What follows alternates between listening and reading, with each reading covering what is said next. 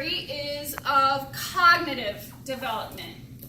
Remembering that cognition is thought, he studied how our thinking develops. And he suggested that we go through 4 very distinct and discrete stages of cognitive development.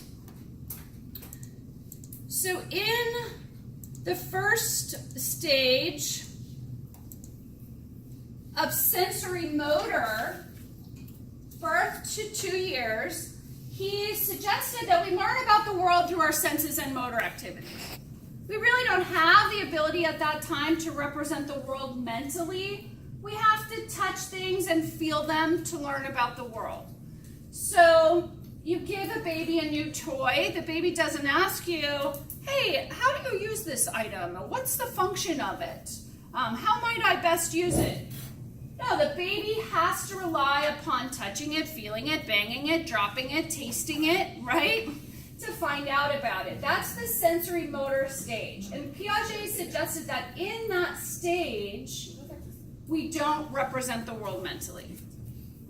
In the next stage of pre-operational, which is my favorite, we can represent the world mentally. We can represent the world mentally, so we start to use symbols. Like in my daughter's preschool, she was the heart. So she knew that things were hers because they had the heart on them. So they start to understand the use of symbols, and they start to use, they start to be able to represent the world mentally. However, their thinking lacks logic, and that's why it's my favorite.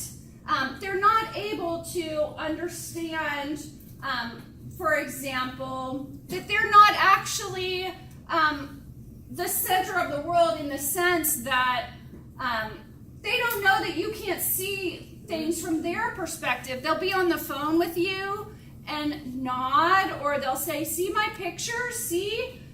Assuming it's not, in FaceTime, right? On the regular phone, they'll think that you can see what they can see. They don't understand time and space well. My daughter would say, we get in the car, and she'd say, where are we going? And I'd say, well, to the park. And she would say, well, I can't see the park. Well, we just sat down in the car.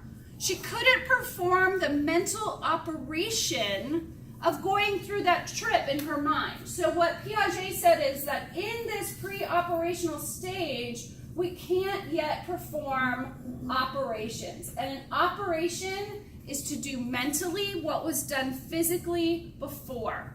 So he used his classic water jar problem to illustrate this.